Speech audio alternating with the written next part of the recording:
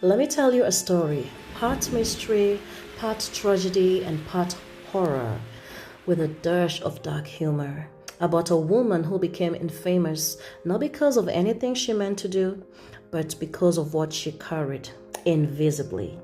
Her name was Mary Mallon, though history remembers her as something else entirely. They called her Typhoid Mary. It begins in the early 1900s in the city of New York, when horses still clopped down cobblestone streets. Mary Mallon was a cook, and not just any cook, she was good.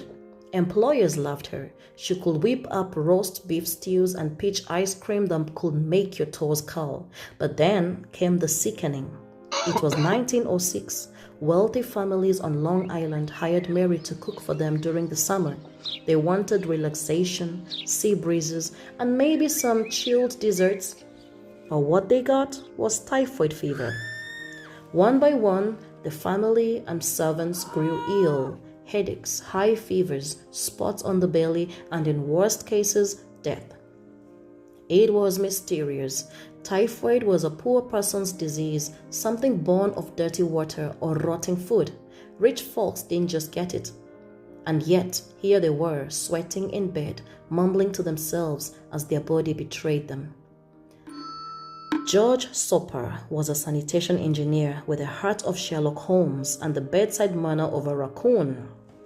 He started looking at the people who had been around the sick and noticed a pattern. Wherever Mary Mallon cooked, typhoid followed. So when Soper approached Mary, let's just say the conversation didn't go well. He told her, "Ma'am, I believe you're infecting people with typhoid." She responded by grabbing a carving fork and threatening to send him to see his ancestors. You see, Mary didn't feel sick, never heard. She was what we now call an asymptomatic carrier. Her body had the bacteria, but her immune system didn't show symptoms. So to her, the idea that she was this walking agent of disease sounded like slander, or maybe just bad science.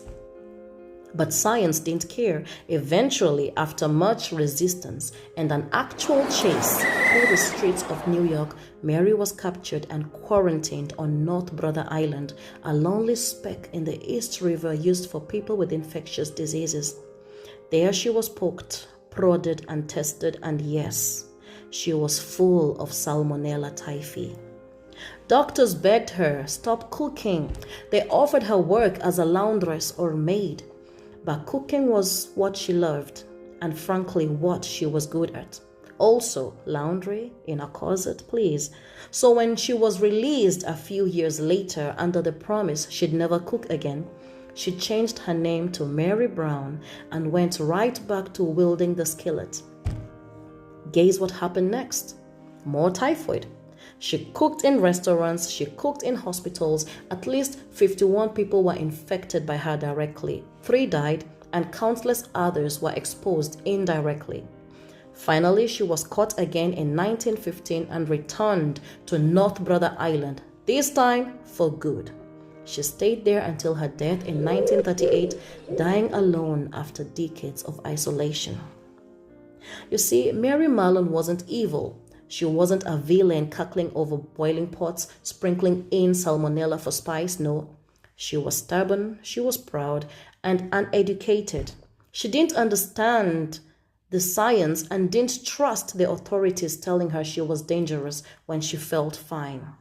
The system had a failure because the public health officials treated her like a specimen, not a person. No one empathized. They quarantined her like a criminal without making her part of the solution.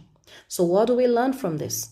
Asymptomatic carriers exist. Just because you're healthy doesn't mean you can't be dangerous.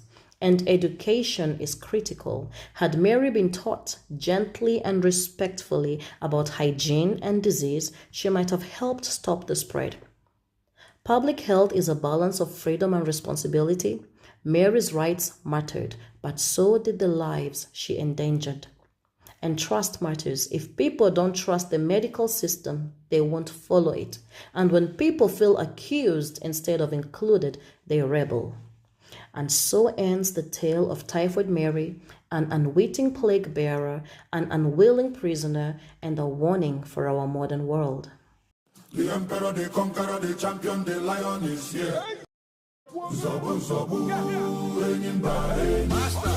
Toya dike, nenu dike. Toya dike, nenu dike. Clear the road for Musabi.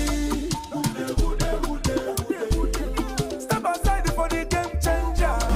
Smoothie removes product residues left on hair shaft, preventing product buildup. Results in shinier, silkier, healthier hair. Juneberry butter moisturizes and nourishes. Waxy Genius is a sealant. It's applied after butter to slow down evaporation rate